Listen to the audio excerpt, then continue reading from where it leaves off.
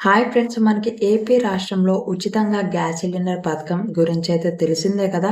So, మార్చి 31 తేదీ వరకు ఎవరైతే ఉచితంగా మొదటి గ్యాస్ సిలిండర్ అనేది పొందలేదో వాళ్ళైతే బుక్ చేసుకోవాల్సి ఉంటది. ఏప్రిల్ 1 నుంచి మనకైతే రెండో ఉచిత గ్యాస్ సిలిండర్ పంపిణీ అనేది మొదలవబోతుంది. సో, చాలా మందికి ఇంకా మొదటి గ్యాస్ సిలిండర్ అనేది అందలేదు. సో, గ్యాస్ బుక్ చేసినా గానీ సబ్సిడీ అమౌంట్ అనేది బ్యాంక్ అకౌంట్స్‌లో అయితే పడట్లేదు. మనీ పడకపోవడానికి కారణాలేంటనేది నేను మీకు ఈ వీడియోలో అయితే చెప్తాను. సో, ఒకసారి చెక్ చేసుకోండి. ఈ వీడియోని మీ ఫ్రెండ్స్ అండ్ ఫ్యామిలీ మెంబర్స్ కూడా షేర్ చేసి, ఇలాంటి ఇన్ఫర్మేటివ్ వీడియోస్‌ని మిస్ అవ్వకూడదంటే వీడియోని లైక్ చేసి, ఛానెల్‌ని సబ్స్క్రైబ్ చేసుకోవడం మాత్రం మర్చిపోకండి.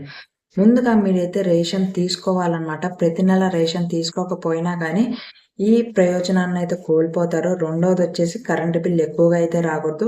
కరెంట్ బిల్ ఎక్కువ వచ్చినా కానీ మీకు ఉచిత గ్యాస్ సిలిండర్ అనేది అందదు.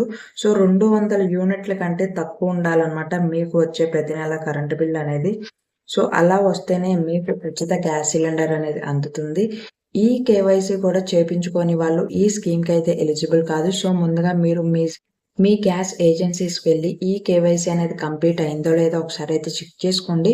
గ్యాస్ కనెక్షన్ పేరు అలానే రేషన్ కార్డ్‌లో పేరు ఒకేలా అయితే ఉండాలి. అలా ఉంటేనే మాత్రమే మీకైతే ఉచిత గ్యాస్ సిలిండర్ అనేది అందజేస్తారు.